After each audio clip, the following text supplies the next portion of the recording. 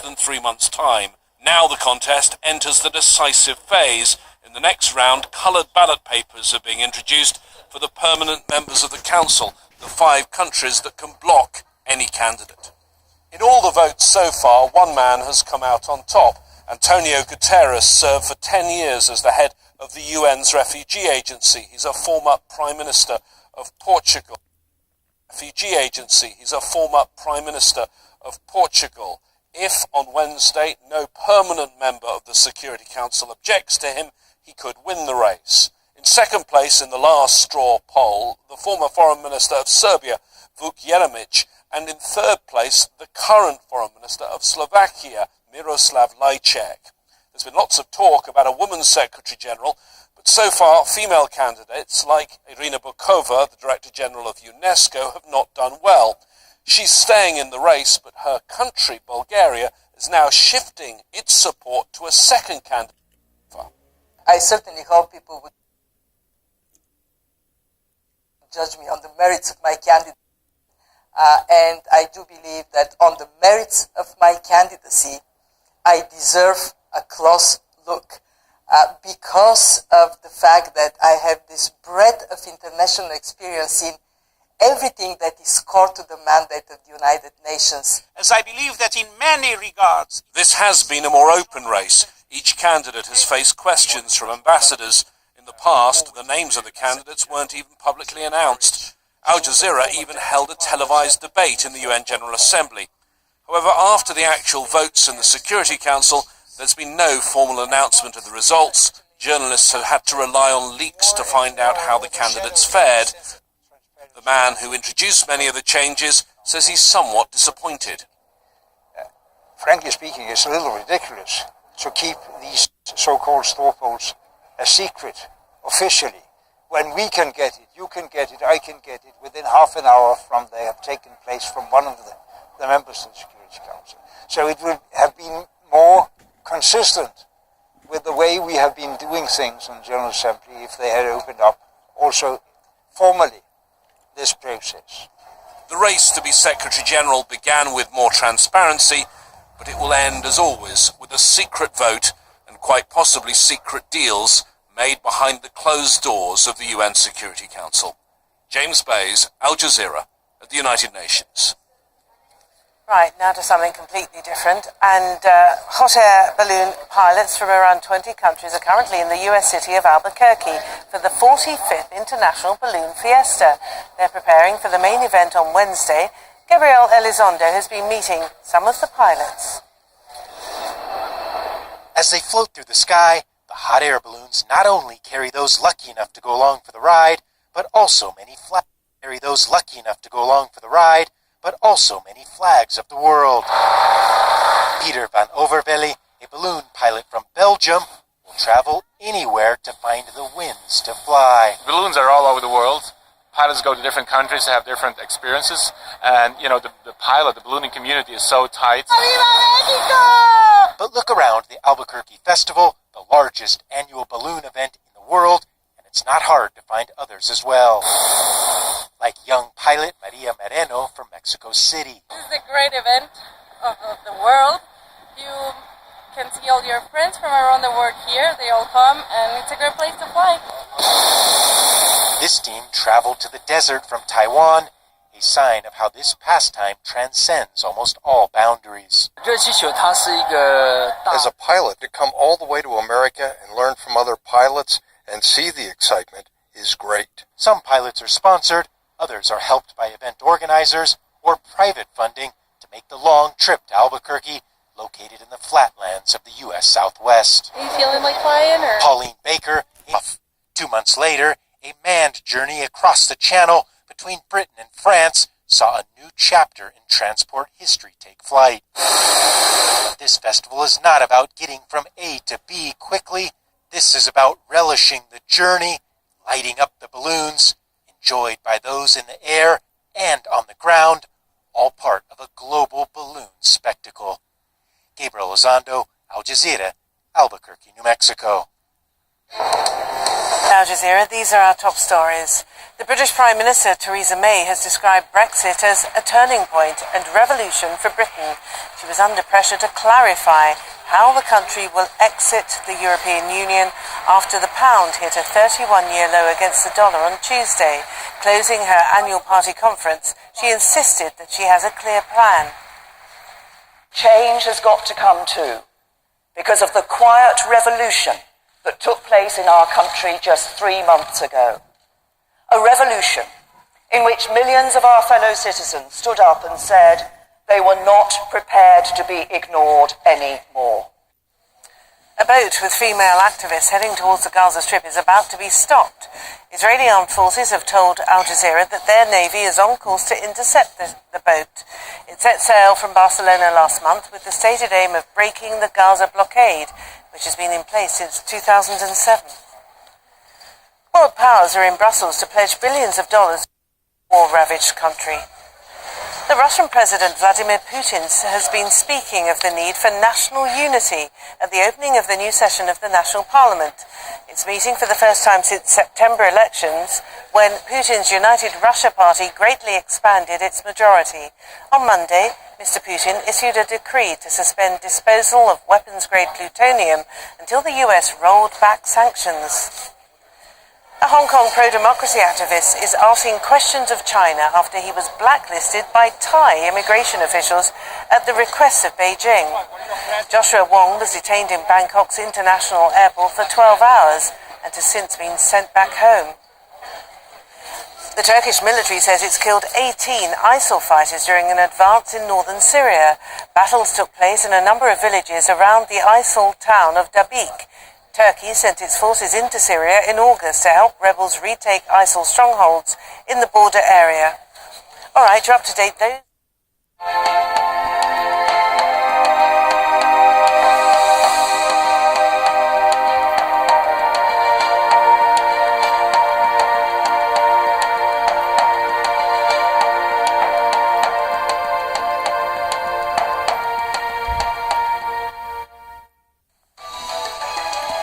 WikiLeaks turns 10. The whistleblower site promises more revelations in the coming weeks. But what's been the impact of its publications, and how has this site shaped journalism over the past decade? This is Inside Story.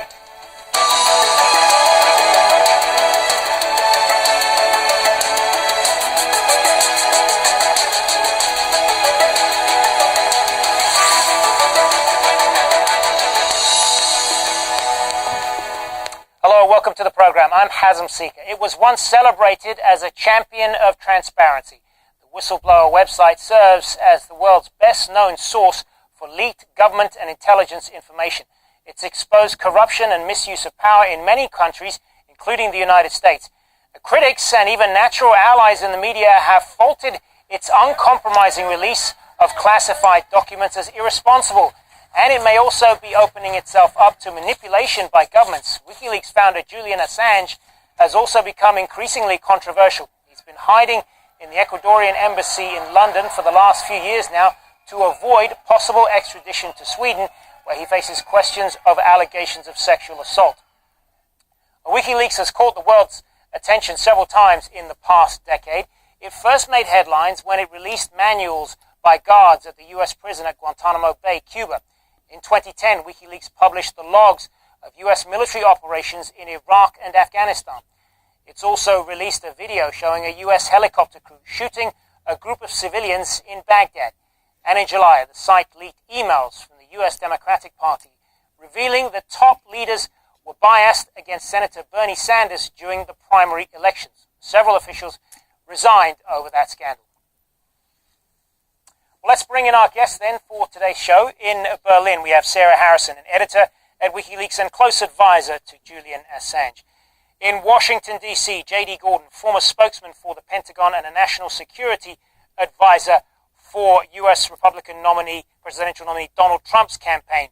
And joining us from London, Alan Jones, a journalist with Britain's Press Association. Welcome, all of you. Sarah Harrison, let me start with you then. How do you see WikiLeaks' mission in 2016, and what do you believe are the most important things it's done over the last 10 years?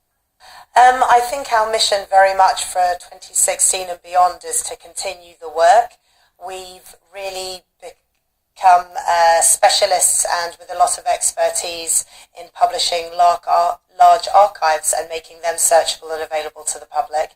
And you'll be seeing more of these being published by WikiLeaks as the years go on.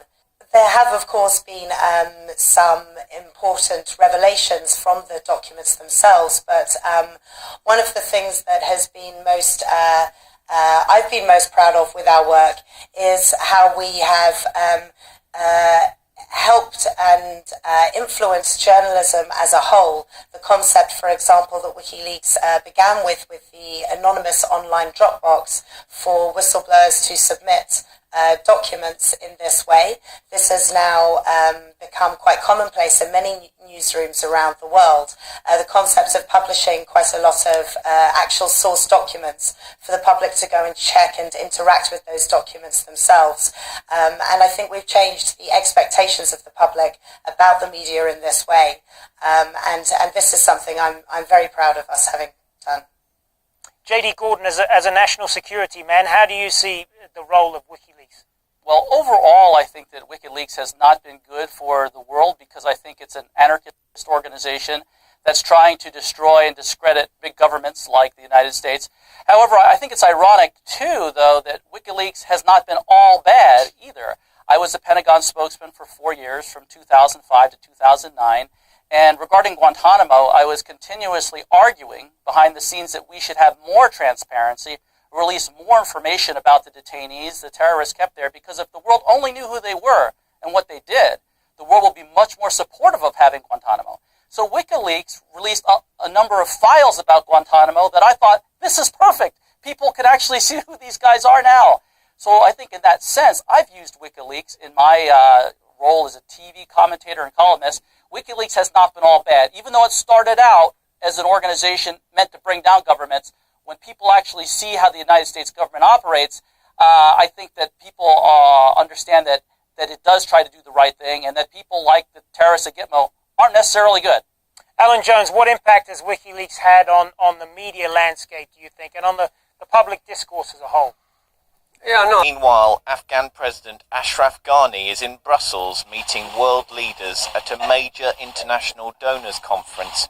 He's hoping to raise several $1 billion to help Afghanistan's development. Well, the Afghan government is desperately in need of cash from that donors conference to help fight both rampant corruption and the Taliban. Here's more now from U.S. Secretary of State John Kerry in Brussels. There is a path forward towards an honorable end to the conflict that the Taliban have waged. It is a conflict that cannot and will not be won on the battlefield. A political settlement negotiated with the Afghan government is the only way to end the fighting, ensure lasting stability, and achieve a full drawdown, ultimately, of international military forces, which is their goal. So let me repeat it. Their goal of ridding Afghanistan of external forces will not occur by the demand or by the continued insurgency. It will come through peace. In Turkey, authorities have suspended nearly 13,000 police officers. They've also detained dozens of Air Force officers and shut down a TV station. It's all part of a widening state-ordered clampdown against what the government says are its enemies, and after the failed coup attempt in Turkey last July. Well, here in France, a far-right firebrand Jean-Marie Le Pen is taking his daughter to court. Marine Le Pen is the current leader of the National Front Party that kicked her father out for calling Nazi gas chambers a detail of history. Well, for more now on this story, let's cross live to Luc Schrago, who's at the courthouse west of Paris. Luc, what does Jean-Marie Le Pen, the father, hope to get out of this case? What is he suing for exactly? Well, it's round 4. Bernard Feringa de l'université de Göring, ce sont leurs travaux sur les machines moléculaires qui sont aujourd'hui récompensées. Un travail de groupe a réagi tout à l'heure, plutôt content, le français nobelisé. Écoutez-le. Bien sûr, c'est un prix qui reconnaît un travail collectif. Donc, tous les gens qui ont travaillé